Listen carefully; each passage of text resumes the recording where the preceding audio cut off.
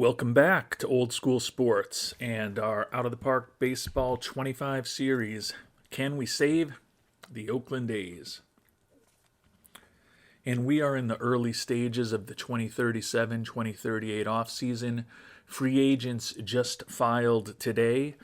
Before we start moving forward on what we might or might not do in free agency, as always, just want to touch upon a few interesting things brought up by the Worldwide Scouting Department, also known as our loyal viewers and commenters, in response to the last episode.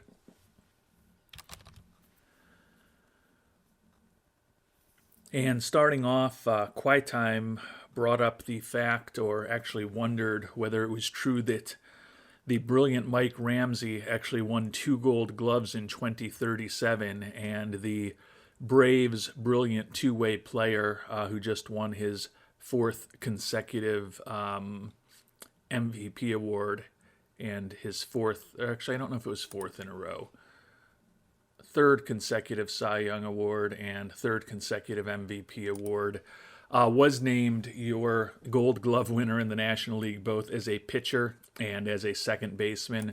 So an incredible achievement there for Mr. Ramsay.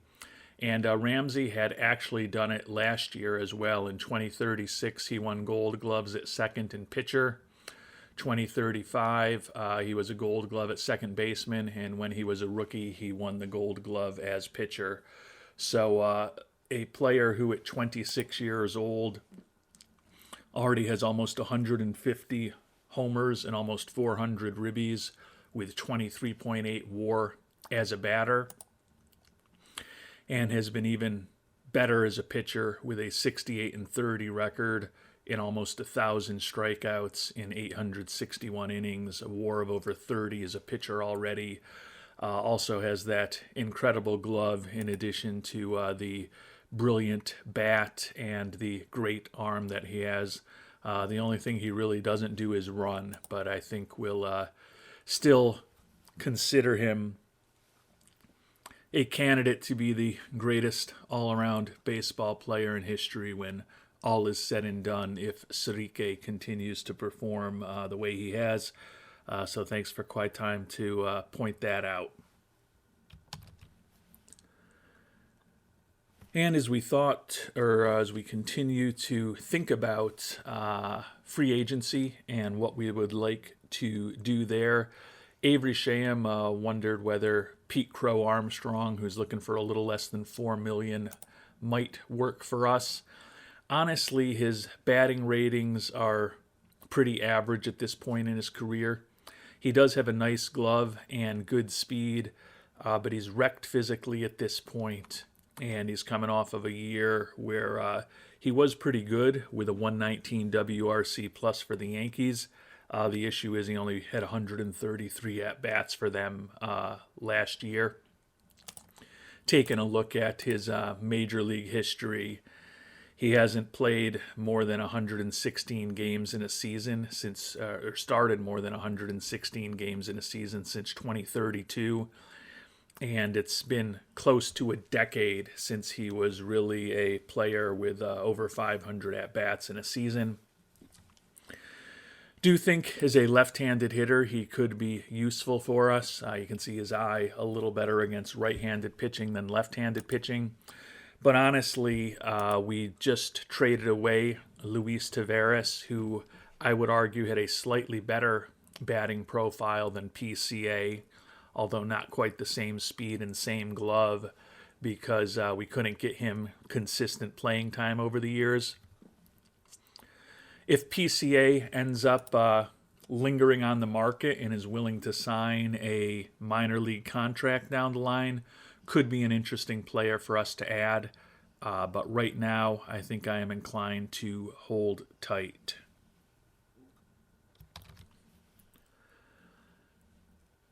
And the controversial pitcher Camden Reisinger, who was our closer last year, has always generated some chatter. Scott Donovan was a proponent of signing the disruptive and fragile reliever. Shan Grafton almost apoplectic in his response, and he has been firmly in the anti-Reisinger camp since we started flirting with him around a year ago.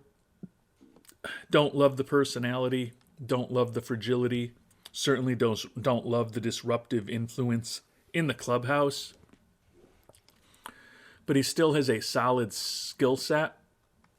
He was a useful player for us a year ago. I am definitely intrigued by bringing him back, especially after we traded him away. Got some decent value in return with Mr. Orozco, who could conceivably be taking over as our closer. I do worry a bit that at 29 years old, his stuff is only average at this point. Movement and control still sound, but I'm not sure how much better he's going to be than the 112 ERA plus 94 FIP minus guy he was for us a year ago. Clearly with career marks of 145 and 76 in those metrics. He's been better than that most seasons in his career. But my thought is that getting a little bit older, the stuff not quite as sharp and nasty as perhaps it once was. I can't say that I'm not going to bring him on board, but I don't know that I'm going to do it right now. As solid a pitcher as he is, I do worry about the influence in the clubhouse. Obviously, I got over that a year ago, but given that we think his stuff is not quite as good as it was a year ago, you look here coming into this season, we thought his stuff was 60 out of 60. Our last report, our scout had it at 55 out of 55. Oh, maybe we're looking at that's a little odd. I guess this must be a more recent report than that, but I would have thought, probably have just not paid attention over the years, I would have thought that the last scouting report that we have would line up with the player summary, but it doesn't seem to be at this point. His stuff is probably average to slightly above, but given the fragility, given the issues in the clubhouse potentially, and most importantly, given the fact that he was only a little bit better than a replacement level player for us in 51 innings a year ago, I'm going to continue to keep an eye on Reisinger, but we're not necessarily going to look to make a deal right this moment. And part of the reason that I might be a little more reticent to bring on Reisinger than I was a year ago is that with the departure of Jason DeCaro, the only captain personality we have in the clubhouse right now is Anulfo Dolan. And unfortunately, I don't think there's any guarantee that Dolan is going to be a starter for us next year. So adding a disruptive influence into a clubhouse when it's conceivable if Dolan ends up more in a utility infielder role for us or somehow end up in AAA for us. Without a captain personality team and adding that disruptive influence in the clubhouse, I am a little concerned about that, even though you can see we have a lot of good leaders on the team and a couple of spark plugs as well. Team chemistry is ecstatic right now, and I am going to make a move, or at least talk through making a move right now that I think may make us feel a little bit better about potentially bringing on Reisinger down the line, and also potentially give us a little bit of flexibility if we decide that Dolan, when we're trying to figure out the 26-man roster in late March, early April, isn't necessarily a guy who should be either in the starting lineup or perhaps even on the team.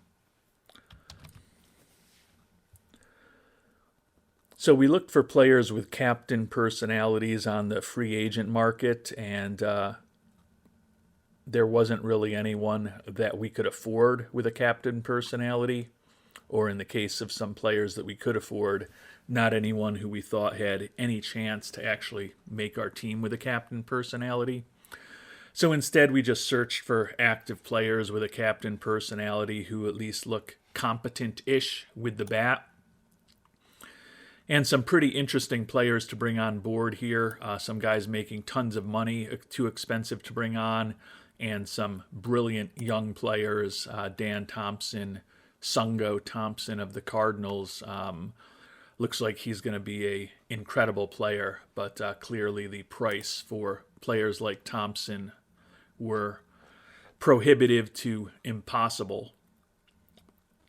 But there's one guy that the price is more reasonable on, and that's Sam Gentile, Cha-Cha of the Cincinnati Reds, 25-year-old outfielder. You look at his profile compared to Pete Crow Armstrong, who we were just talking about, a little better contact, a little more pop in the bat, the eye not as good, and the gap power not quite as good, but we think it could get a little bit better. He's actually got similar speed, not quite the same outfield range, but still a decent outfielder. And he does have that captain personality. Now, the issue with Cha-Cha, similar to PCA, is that with Juan Ramos locked in at DH, the newcomer Mr. Alanis in left, our best door player Jake Ortega in center field, Arturo Uresti in right, and Sergio Palomares likely to serve as a fourth outfielder for us, and maybe we can get him into a platoon situation somehow. There's certainly no guarantee that Gentile can even make our major league roster. But that being said, the price for him is expensive in most situations, but there's one guy that I think we're willing to give up from him, and that's Juan Anguiano. You may remember that we've decided to go with Ackley and Boakai as our catchers again next year. Anguiano is a guy who's been in our system for exactly a decade as of today. That's kind of a weird quirk. But he's also a guy who's now out of option years, so we would have to hope nobody else picks him up when he doesn't make the major league roster next spring. And honestly, the only way he's going to make the major league roster next spring is if Boakai or Ackley get hurt. And it's still not inconceivable that we make a move later on to put another catcher into the mix. So I think it's almost certain that Anguiano is going to be in AAA for us next year. And given that Mr. Gentile still has a couple of option years left, I think it's a trade that makes sense for us. Gives us another guy to be in the mix. Maybe if we're not impressed with what Dolan looks like when he's coming out of the development lab this upcoming year, we decide to keep an extra outfielder on the roster and try to get Gentile a little bit of playing time to take advantage of that captain personality. I don't know that there's an obvious spot in the lineup for him, and he has not been great in the limited major league experience that he has. 257 at-bats. He's hit 237 with a 75 WRC plus. And as I noted, he's already 25 years old. So although his profile looks interesting-ish, if he reaches his full potential, at his age and with his performance, I think it's very questionable whether he will reach that potential. That being said, being able to bring on a guy who's got that captain personality, good speed, good defensively, and hopefully a bat that's been better than what we've seen at the major leagues so far, with 2 option years left, for a guy with no option years left that we're likely to have to get through waivers next spring, seems like an obvious trade to me. So we're going to go ahead and bring Sam Gentile on board. Actually, we're even willing to keep a small amount of his contract. Couldn't really get any cash from them because they are way in the red at this point. Looks like they might need some help as a win now team, and they're not viewing Gentile as a big part of their offense or team. We're not necessarily viewing him as a big time part of our team either, but it does give us, even in the event that say we go with Dolan as our everyday third baseman, if he ends up getting banged up and we need a captain personality at the major league level to kind of keep the clubhouse in good order, we could use Gentile in that type of role next year. So the fact that he's got those option years is important to me. So we are going to go ahead and complete that trade. And when we think about catchers who are available, clearly the star of the free agent class this year is Caleb Lomavita. He is that captain personality that we could use. Very good defensively, draws a ton of walks. The issue is he's looking for almost $24 million. So just certainly not a candidate to join our team in any way, shape, or form. We're going to continue to keep an eye on Jacob Cozart. The left-handed hitting catcher is fragile, looking for $2.4 million. Not quite as good defensively as either Ackley or Boakai, and he's older than those guys as well. But if his price comes down, or if eventually at some point he's willing to sign a minor league contract, certainly would be willing to put him in the mix, particularly with the fact that right now, with the fact that we moved on from Ben Peace this past couple of weeks when we just released him from the 40-man roster because we didn't want to guarantee him a major league contract. And we've also now traded away Mr. Anguiano. We do at this point only have 2 catchers on the 40-man roster, so we're certainly going to need to, in almost 100% certainty, add another catcher onto the 40-man by the time next season is getting underway. And for those of you who are looking closely, you'll see that our old friend Bobby Cabral, only looking for a minor league contract at this point, coming off of a rough year with the Mariners when he hit a .176 in 307 at-bats, a sickly 52 WRC plus, and was more than a win below replacement. He actually would give us another captain personality in our organization, but at this point in Cabral's career, looking more of him as organizational depth, someone who could be a nice mentor to the teams in AA or AAA, and would only anticipate him being on the major league roster if we were to have some very significant injury issues. So with guys like Reisinger, PCA, and Cozart right now, my plan is to be patient. If we lose out on any of them, I don't think it's the end of the world. With the exception of Reisinger, I don't think there's a guarantee that any of those 3 players would even make our 26-man roster. So with the catcher Cozart and the outfielder PCA in particular, we're going to remain patient. If they're willing to sign a minor league deal down the line, we'd love to have them in camp.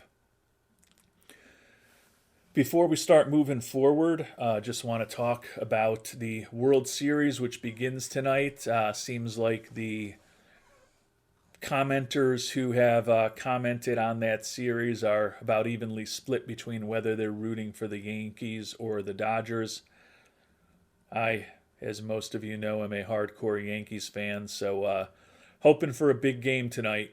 As I said last episode, I think the Yankees need to win when Garrett Cole starts, and hopefully do that because of a good game by Garrett Cole that keeps the Dodgers offense in check and also ultimately doesn't rely excessively on the Yankees bullpen.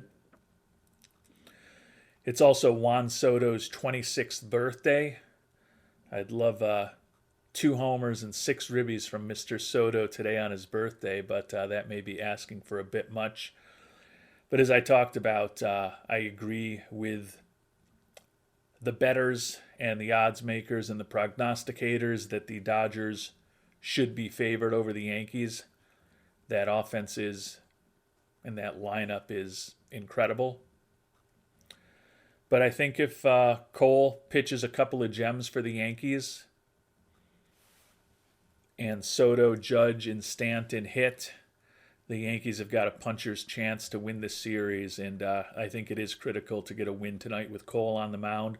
Certainly not an easy pitching matchup for the Yankees against Flaherty, but you would have to think that overall Cole versus Flaherty, the pitching matchup favors the Yankees tonight, and it's going to be important for them to get a W in this series to have any chance of hopefully ultimately in the next week and a half, earning their 28th World Series championship. And we've simmed ahead a couple of weeks to the start of the winter meetings. Still really haven't done anything. The big catcher, Loma Vida, is already off of the market. Weren't really anticipating that he would be an option for us. But we continue to monitor the guys that we've talked about. All of them are still on the market at this point. Prices and demands, not really any different. And at this point, I think our plan is to just be patient, get through the Rule 5 draft, continue scouting the pool of international amateur free agents, and hopefully put ourselves in a position. I don't know that we're going to necessarily be able to pick anyone in the Rule 5 this year, as we've got a lot of really interesting players that we need to protect, in addition to the 34 that are already on our 40-man roster. You can see when we look at the potential of the Rule 5 eligible players, we've got some pretty high-end prospects in their early 20s that we're likely not going to want to let anyone else get a hold of. So not sure that we're going to be looking to add too much in the Rule 5 this year, but want to ensure that we protect as many players and top prospects as we possibly can. And as the calendar turns to winter 2037-38, Jacob Cozart still on the market, still looking for the $2.4 million. Our viewers across the pond will be very happy to know that Camden Reisinger has signed with the Boston Red Sox. Not a ton of money, $1.14 million. So he will not be back with Oakland this year. Going to avoid that personality. And although I agree that he is a very solid relief pitcher, I think that we've got such good young pitching prospects in our organization that potentially having a guy like Huntley or Blanco or even Scherer, who was up with us briefly last year, or perhaps Mr. Tisch, who I don't know that we've spent that much time talking about yet, get a crack at closer / stopper type of roles. Might not be the worst thing to think about.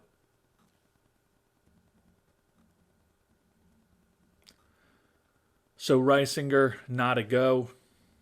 And we're kind of still waiting to figure out whether we want to do anything with Mr.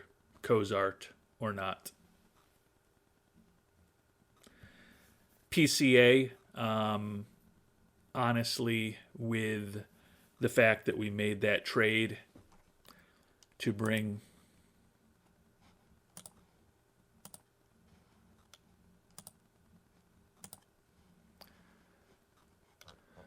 the young outfielder, Mr. Gentile, into our organization, I just don't see there being a huge need for bringing PCA on board.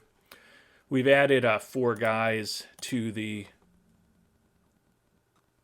40-man roster already, still deciding on 1 or 2 final players.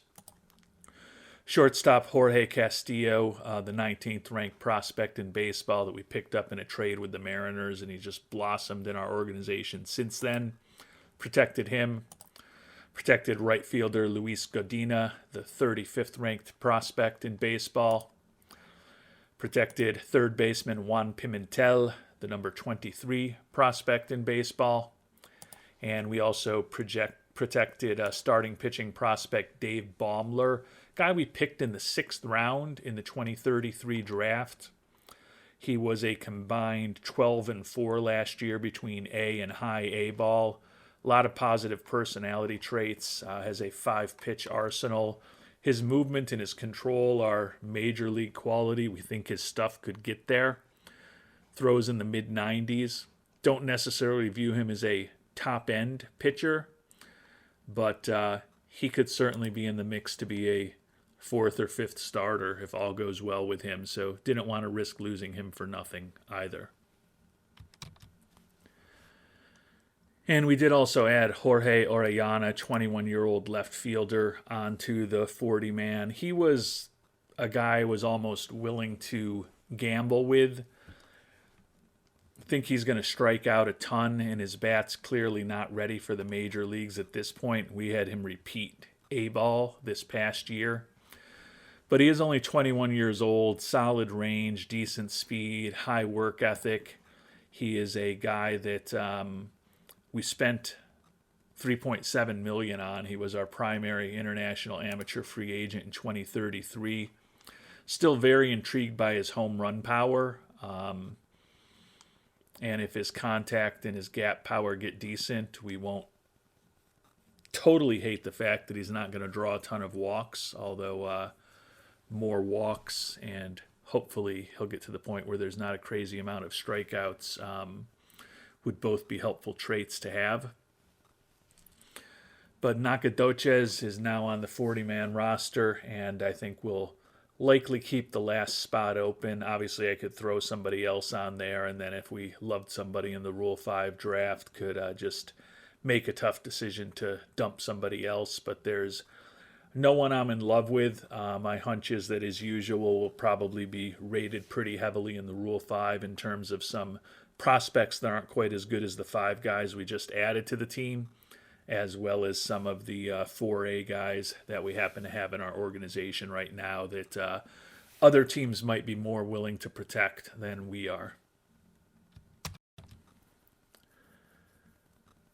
And there was nobody that we found all that interesting to pursue in the Rule 5 draft. Unfortunately, we lost 3 players, and unfortunately, they were all young players that we just couldn't fit onto the 40-man roster. Thought we could lose all 3 of these guys, plus some others.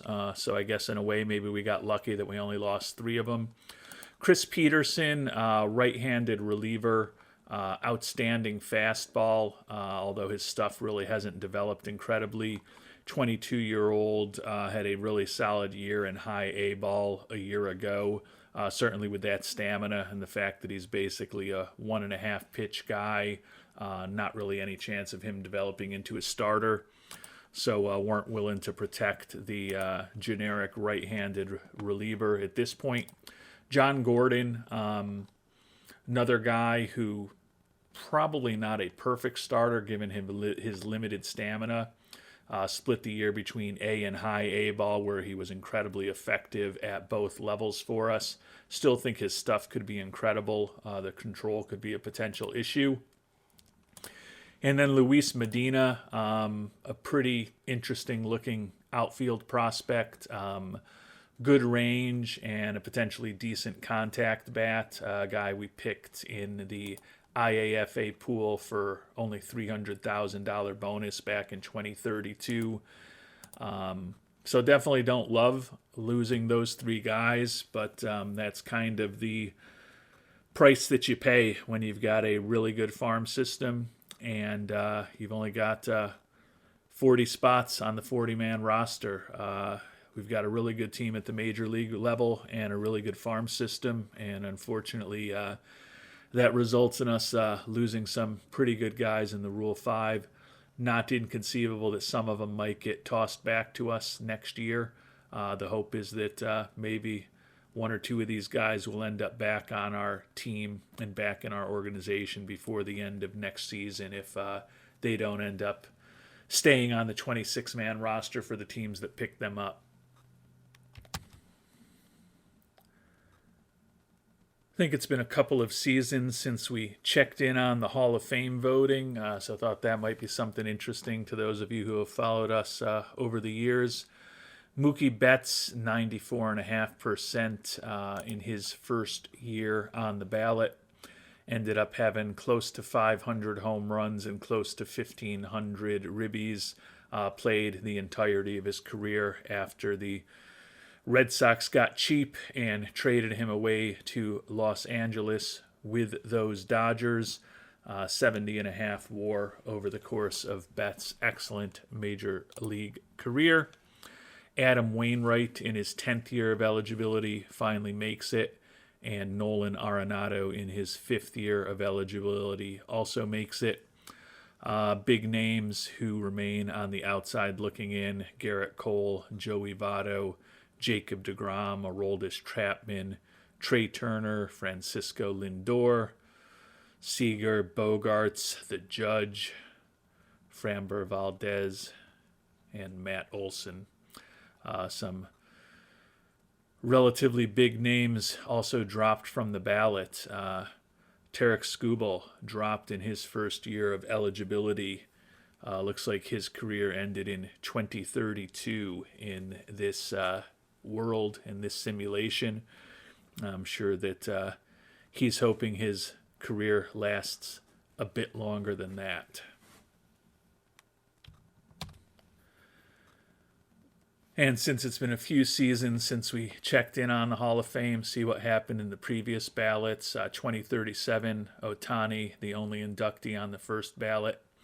Nobody in 2036. And then you go back to 2035, Altuve, Goldschmidt, and Kenley Jansen. Kershaw and Freeman the year before that. Trout and Kimbrel the year before that. And I'm sure we had talked about some of those seasons the last time we checked in, even though I can't remember exactly when that was.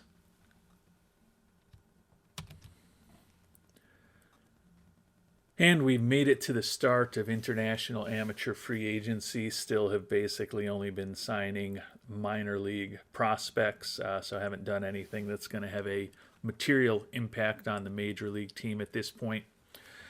We've had 3 pitchers and 7 position players in our training camp most recently. The 3 pitchers, reliever Luis Molina, potential 2-pitch arsenal, potentially outstanding stuff, really good movement and good control as well. Think that he could be a useful guy.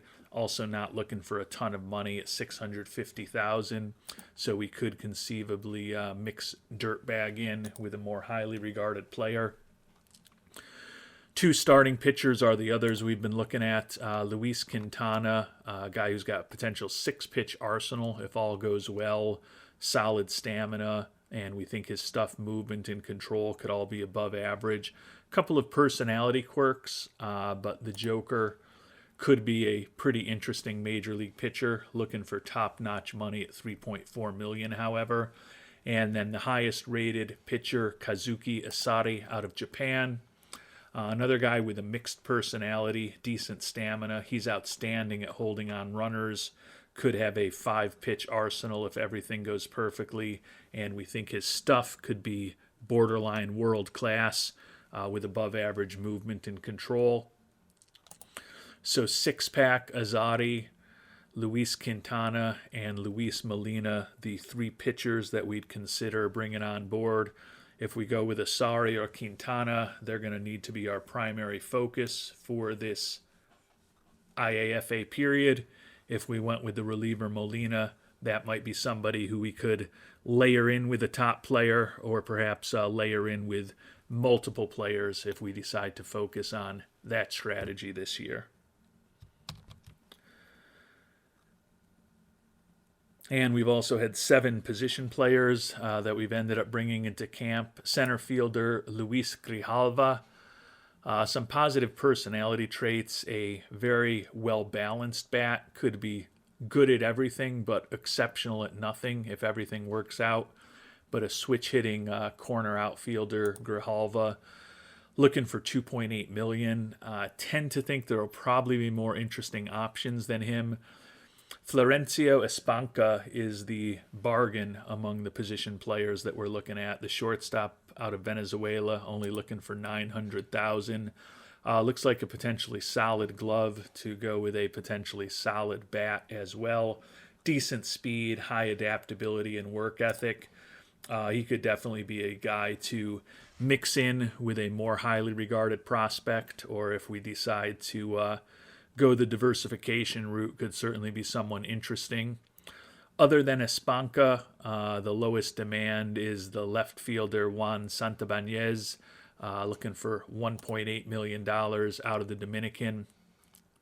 Not much of a defender, but a very interesting potential bat. Another guy who we think could be well above average at everything except his eye, with potentially outstanding gap power and pretty good contact and home run power as well.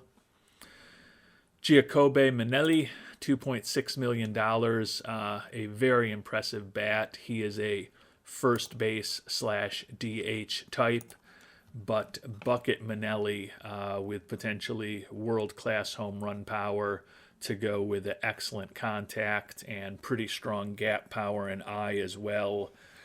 Clearly, if you're just looking for offense, Bucket Manelli may be an easy way to bring a hitting prospect on board. He, along with Santabanez, are five-star prospects, as are the final three players that we're going to talk about. Rogelio Mata, shortstop, looking for $3.6 million. Pretty interesting glove and potentially outstanding home run power with durability. Could be a record-setting type of home run production for El Brujo at the shortstop position if that's where he ends up staying. And the final two prospects that we've scouted most heavily, a couple of outfielders. Jesus Castaneda at $2.4 million, looking for only 2/3 of what Mata is looking for. Truck stop Castaneda, another guy with potentially exceptional home run power. Looks like a corner outfielder, some positive personality traits for the left-handed hitting Castaneda. And last but not least, out of Mexico, Alexis Campos at $3.6 million, looking for as much as anybody else in this pool of players.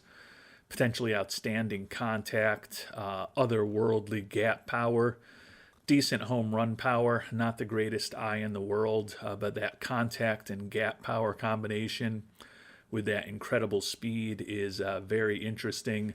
Think that Smooth Campos could be a pretty interesting left fielder, center fielder at some point. He's listed as a right fielder right now. I tend to think I'd probably play him in left or center, but really good range, pretty good error rating, and a slightly above average arm for Smooth Campos at this point. So I think there's some pretty interesting IAFA players out there for us to consider this year. And as always, if the Worldwide Scouting Department has thoughts on what we should do in that IAFA period, always interesting to hear them. Please share them with me. You can see our old buddy Andres Rojas, the Knuckleballer, is on the trade block by the Marlins, heading into his final year of that contract, making $55 million. I don't know how realistic it is for us to think about bringing him on board. Clearly, we're going to need them to keep a huge amount of his money. I'm assuming that our good friend Jackson Ferris still is not willing to waive his no trade clause, so that takes it out. So we would